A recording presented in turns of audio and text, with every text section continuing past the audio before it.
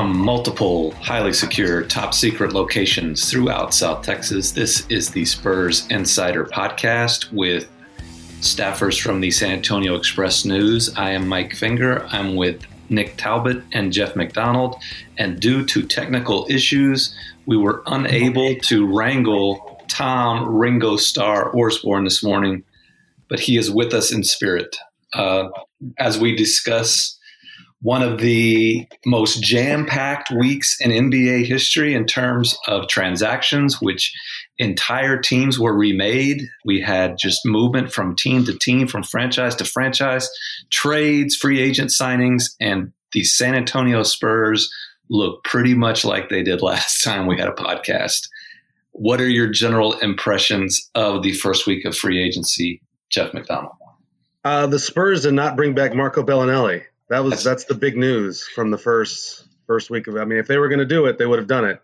Not yet. I think Marco is just going to go on to a career as being an emissary to the Pope now.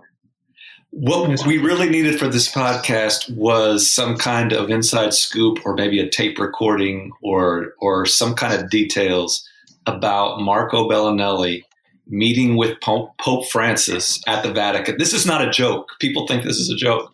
But Pope Francis met with NBA players about social justice issues at the Vatican this past week, according to the New York Times. Multiple outlets said this happened. And Marco Bellinelli was one of those players. And I just think this lends credence and validation to all the time that we spent talking about one of our greatest Spurs over the years, to know that he is just esteemed and respected enough to have had this audience. Right. Sources are saying that Pope Francis is going around telling everybody about the time he got to meet Marco Bellinelli. That's true. That's true.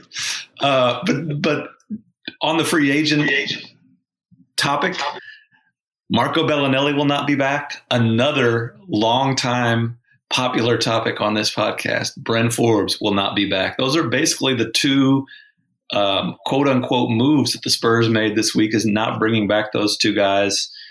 Are we kind of sad to see the end of the Bryn Forbes era, even though we've known for a long time that it was coming to an end? Are we sad? I mean, he was a good guy. He was good to talk to. He was a good NBA role player, but I think, as we've discussed on this podcast numerous times, eventually it's time to move on from those types of players if you are going to rebuild into this younger, sleeker, more athletic sort of beast that the Spurs are trying to build. So, like you said, we're not really – I think the word you used to argue – you like to argue with people on Twitter a lot, I've noticed. Like, it's really one of your flaws. The word you used arguing with someone on Twitter was he was a placeholder, and I think Right. That's a good way to look at it. Like, he's not a guy that they thought is just this great shooting guard we have to start.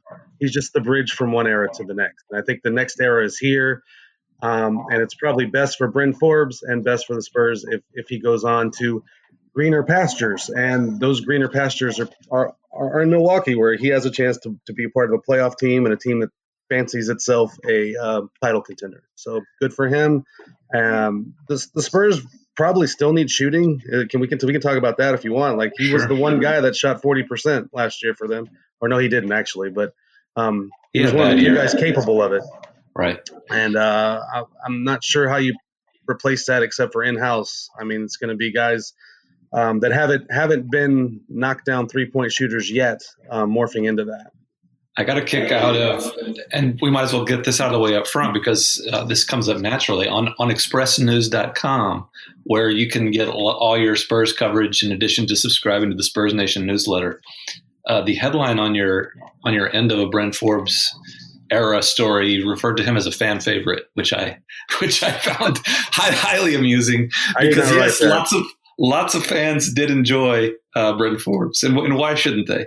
But lots of fans did not. And well, I think you have to be careful about there are the fans that are the vast majority of fans that are just watching on TV and are in the arena when there's not a pandemic, and the subset that's on Twitter. And I think he was unpopular with the subset that was on Twitter, but probably more popular with just like the normal non-insane people.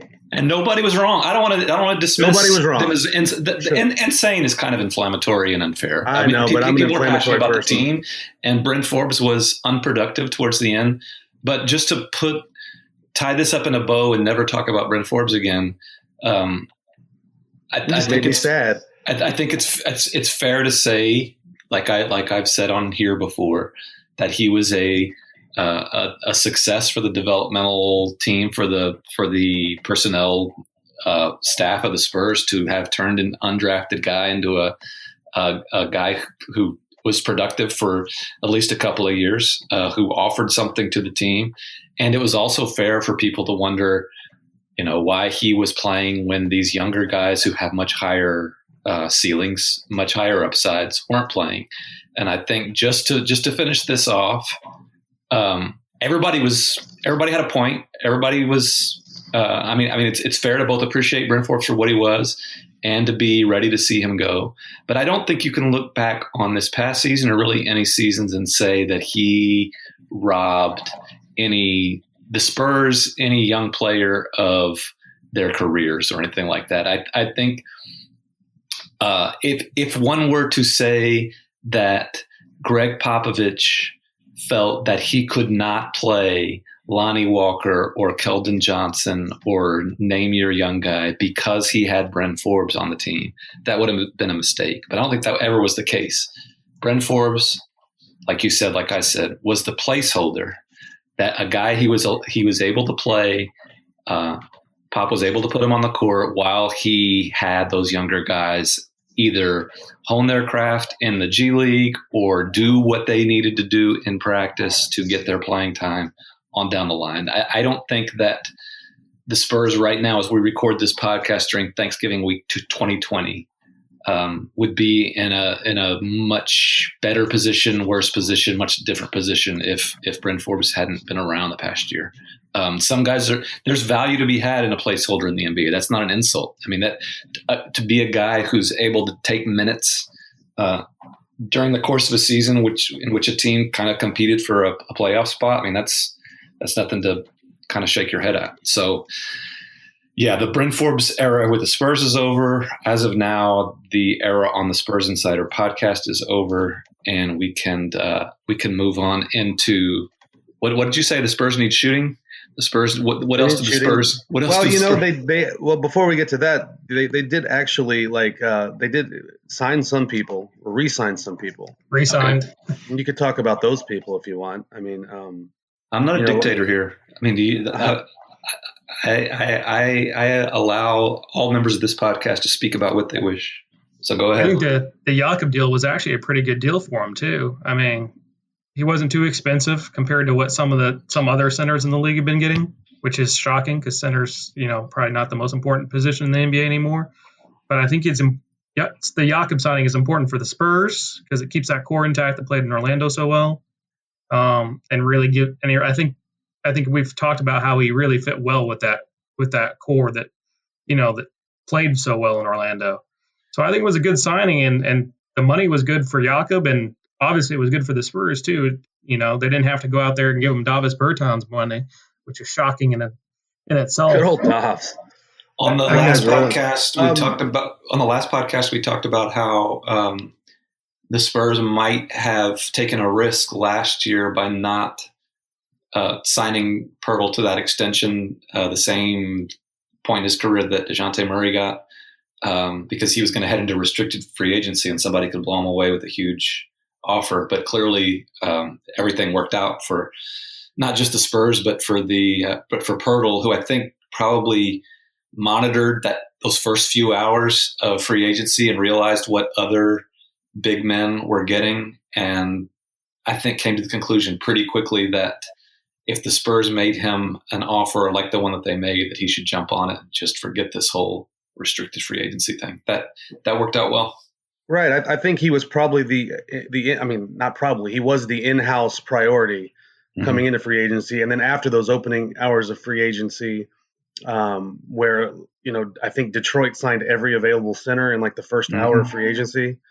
I think it became even more of a priority for the Spurs because they weren't going to be able to replace him if he was able to get another offer. And the flip side of that, though, was that the market dried up so fast that there really wasn't any other offers out there beyond.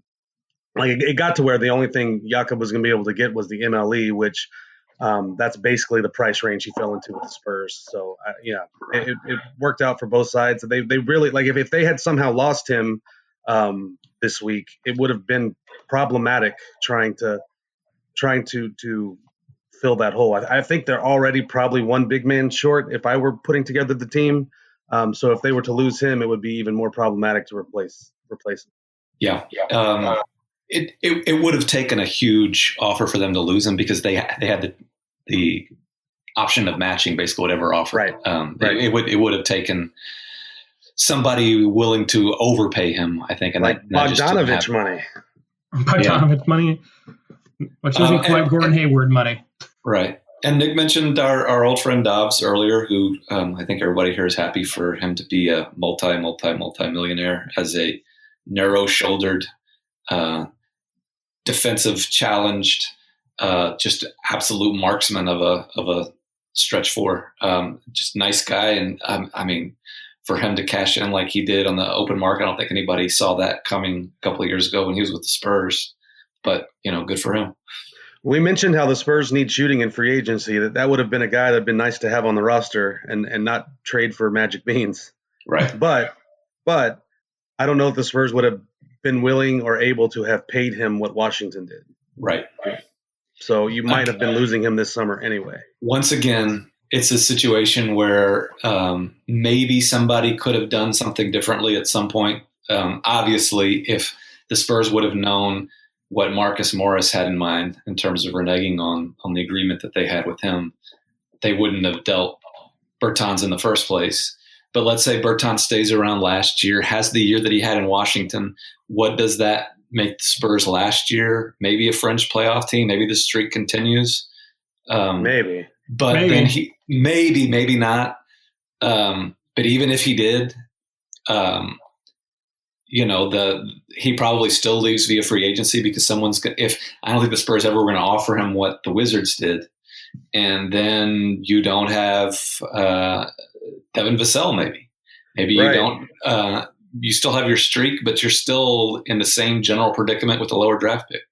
So there can be silver linings to everything, I suppose. Yeah, you can butterfly effect a lot of this stuff. And I didn't wake up this morning thinking about talking about Davis Bertans, but since we're down that road, had he still been on the team last year, I don't know that he has the year that he had in Washington because I just don't know that Pop gives him the green light to shoot from 45 feet as many times as he wants to. And if he doesn't have that year, then maybe he doesn't have the free agent. He's not the free agent target that he became based on what he did in Washington. Maybe the Spurs can retain. I mean, like what I'm saying is maybe this kind of all worked out for Dobbs at least, where he got a chance to just basically let fly. Yeah, let fly, show what he can do, and become a guy that you want to pay all those bucks to. And I don't think it dramatically impacted. And I hate using impact as a verb, but I just did. I don't think it dramatically changed where the Spurs are as an organization heading into this offseason. It'd be nice to have the shooting. That's it would be. And I don't know that they need. You mentioned earlier they might be a big man short. I think they're fine there. They seem to think they're fine, so we'll go with that. I mean, in today's NBA, they're probably fine, but that's right. They probably could use some more shooting. If you count LaMarcus Aldridge as a big man, which he is in today's NBA, I mean, you've got LaMarcus, Pirtle, Eubanks, Trey Lyles. I think that's probably enough.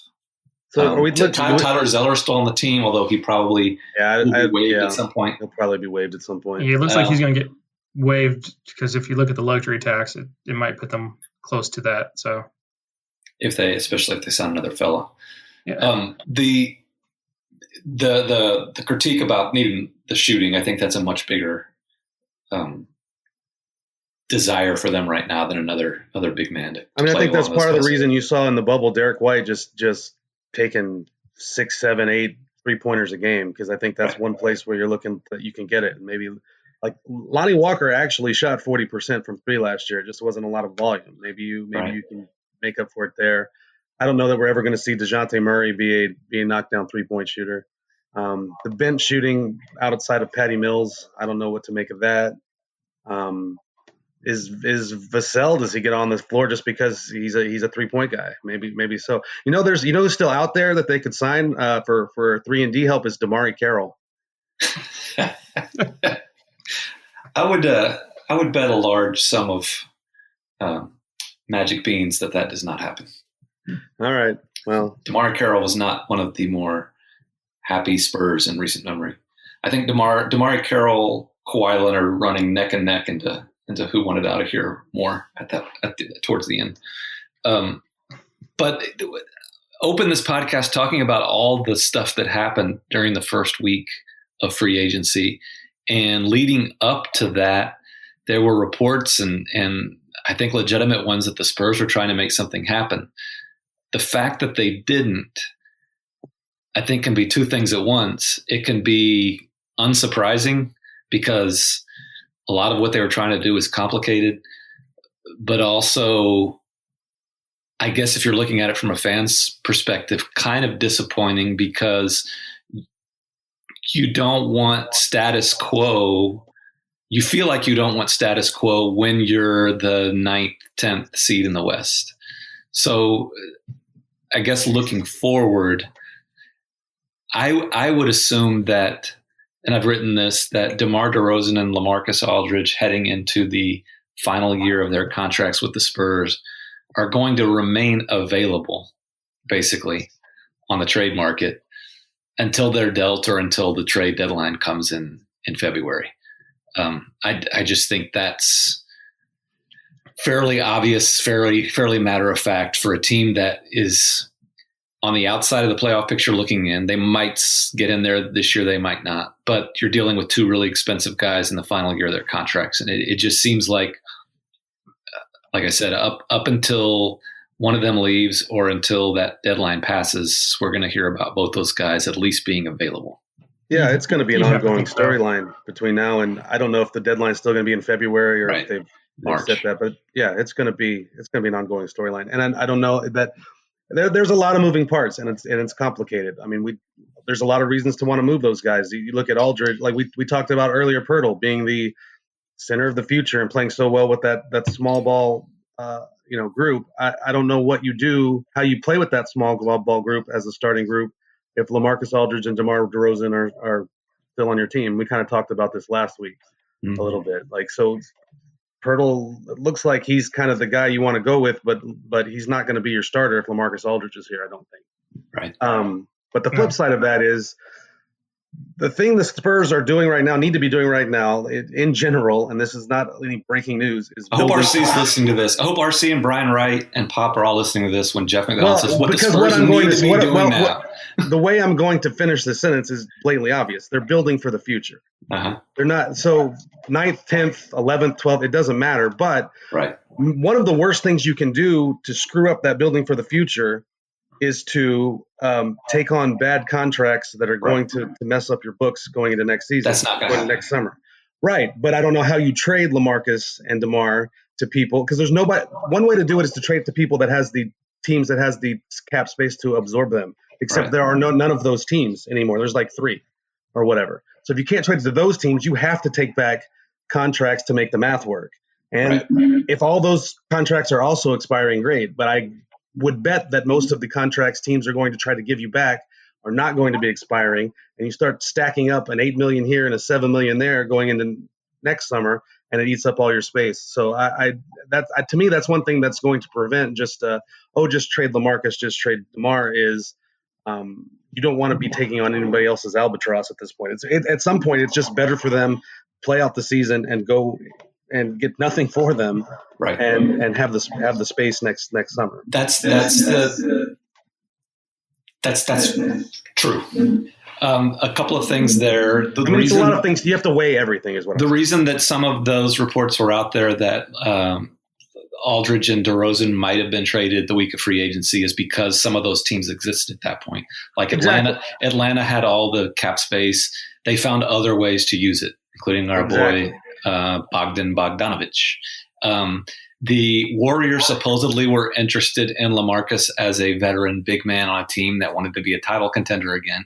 Then Klay Thompson gets hurt, is out for a year, and they kind of have to scrap everything. I'm not sure that ever was going to happen, Aldridge to Golden State. But once Thompson's gone, they have to just kind of regroup and figure out what are we going to do for shooting. They end up with Kelly Oubre, I guess. Yes. And the Lakers were kind of in it for DeRozan. According to reports, they found all kinds of ways to remake their championship team. So some of those options dried up. For sure, Jeff, you're right when you say you don't take contracts that go beyond next season, large contracts, to get rid of contracts now. That makes no sense. Right, and that's going to limit the kind of offers you're getting back, which is going to limit your ability to trade those guys. So I'm not saying it can't be done or it shouldn't be done, but you really have to think long and hard about what this is going to mean for next summer. I think the format of some of these deals, if they happen, and I agree they're challenging and they might not happen. You might see LaMarcus and DeMar on this team through the end of next season, and then you just open up that cap space for next summer. But the format would be something, and I'm not reporting this as a deal at all. I was just tinkering around on Trade Machine the other day. Curious as to the question that you had on what deals would even be out there. So first of all, our friend Tim Bontemps always says never underestimate the number of dumb teams who are in the league. There, you can always find one. And There's so Pistons. When I think of dumb teams, I automatically think of the Knicks. And they have a new GM, so they might not be as dumb as they used to be. But a team like that would be dazzled by a star and think, oh, we're going to get something at somebody. And so just a deal that's not going to happen between the Spurs and the Knicks. But I'm just saying a format that could take place. A deal, DeMar DeRozan to the Knicks for a young guy with some upside, although I guess people are sort of souring on him. Kevin Knox, a recent lottery pick. And then like Julius Randle has a big contract for just one more year. It matches up with DeRozan or Aldridge or whoever. In other words, Randle's going to expire next year. So do DeRozan. So you're not taking on any extra money in the future. Like that's the kind of deal. Right. It's not a splashy deal. It's not franchise altering, but you get a young guy who might have some upside for the future. And then the rest of it is just a wash. But in the trade machine, is in terms of the salaries, like Randle plus a guy like Knox for DeRozan works. And again, I'm not reporting on something that the Spurs should do, are thinking about doing, whatever. I'm just using that as an example of the type of deal that a DeRozan or Aldridge would fetch. Yeah. You're just kind of adding a roll of the dice there with a kid like Knox. And even then with DeRozan's contract, if they were to do a trade like that, they'd almost have to do what the Pelicans did with Steven Adams. And I would assume the Knicks would want to extend a deal like that for DeRozan, because then it's just one expiring contract for the other, and what are they giving up? So right. That's just showing that all those deals get very complicated. I mean, you look at that Pelicans. Well, there was a point in the Knicks' history where they might not have even wanted to extend. I mean, the Knicks have been really dumb for a long time. Yes. And you can find dumb teams out there, but even like the options are fewer. The options are more scarce today than they were when we recorded our last podcast, just because of the way free agency worked out, the way teams like Atlanta and the Lakers and on down the list kind of found ways to fill their needs, to use their space. Atlanta has almost too many players now. It's amazing. Atlanta signed the entire league pretty much, so it's very they have a completely new team. They're going to be an interesting team in the East. I don't know if it's going to work, but it'll be. We'll see. Then I guess the next thing is, and I'm not trying to get rid of DeRozan or Aldridge. It's just kind of the most interesting topic to talk about when we're thinking about the future of the Spurs and roster construction and things like that. If they're going to get moved, it seems like now it's at a standstill where there's not going to be a whole lot of activity between now and the start of training camp. Teams have kind of chosen who they're going to be. The next opportunity would be once you get into the season and certain teams might identify some needs that they feel would put them over the hump in terms of a playoff spot or getting into a championship race or teams like that. There might be some opportunities opening there. But for now, I think who the Spurs are is probably who they're going to be heading into training camp. And I'm just wondering what Jeff thinks that is. Like, what does this team look like now? Let me answer your question with a question because it just popped in my head. It sounds like we're in agreement that the odds are good that LaMarcus Aldridge and DeMar DeRozan are going to open the season with the Spurs and might play a large bit of the season with the Spurs and might play the whole season with the Spurs. Right. Is there any point in there where if you're Pop, you just tell a guy like, because we've talked about the dynamic, you can't play your young backcourt and Poeltl and DeMar and LaMarcus. You can't start all those guys. That's too many guys. Is there a point where you're telling LaMarcus, hey, you're a bench player now? Or maybe something like, hey, why don't you take a couple weeks off and you got a sore knee and we're going to play the young guys. Does that happen at any point to this season, even if those guys are on your roster? I will answer with an unequivocal no. And I will explain my reasons. First of all, Pop is just not going to bench either DeMar or LaMarcus. That's absolutely 100% not going to happen. Second of all, the suggestion about take a couple of weeks off sounds okay until you consider that LaMarcus Aldridge and DeMar DeRozan are about to enter free agency. Mm-hmm. And they're not about to take one for the team or to do anything to hurt their value when they're looking for their next contract. That's just not going to happen. I think, and that's an argument for trying to trade one or both before the season starts or as soon as possible. Because if they're on the team, they're playing. And I just don't see any other way around that. And both have been, I pass along this disclaimer every time we talk about them. These aren't guys who have been negative for the franchise. They've just come at a time when the Spurs aren't championship contenders anymore. They've both kind of done what they were supposed to do. They've both been good teammates. They've been good with us. The guys in the locker room like them. Pop likes them. They've achieved pretty much at the level that everyone expected they would achieve at when they became Spurs. They're not huge disappointments, but they're not, I've said this over and over again, they're not going to be members or leaders of the next Spurs team that contends for an NBA title. And so we're kind of talking about a team that's in this placeholder mode, this transition period from one era to the next. And that transition doesn't really occur until you move on from those two guys.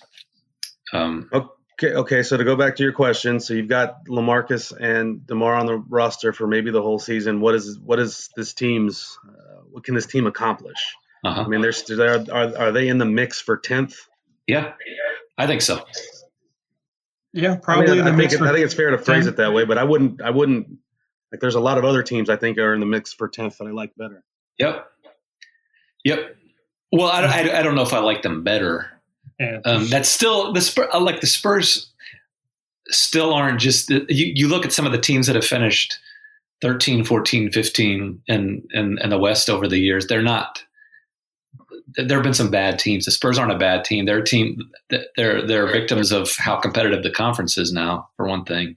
But you look up and down the roster, up and down the lineup, there's not guys who are just complete duds on their team right now. And you can squint and see upside for 12, 13 guys on this team.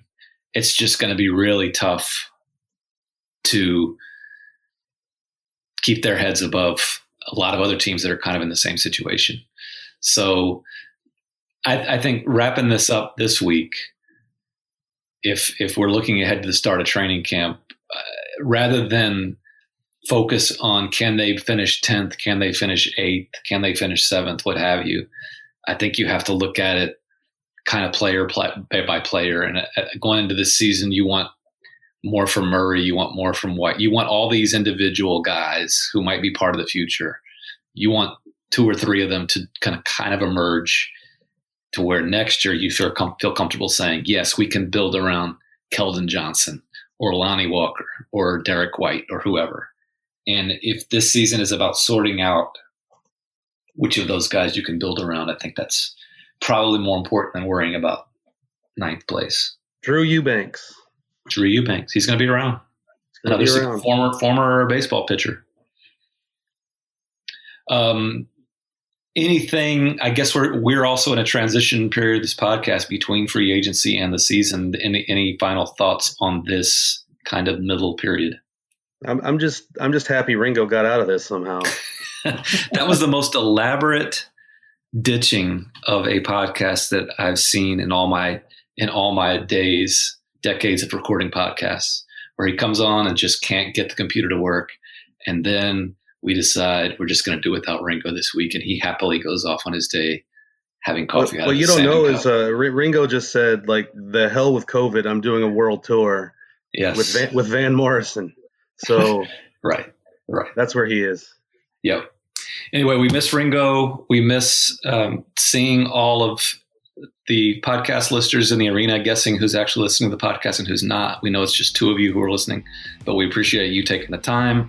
We will see you again closer to training camp. Until we see you the next time, take care of each other and keep it real.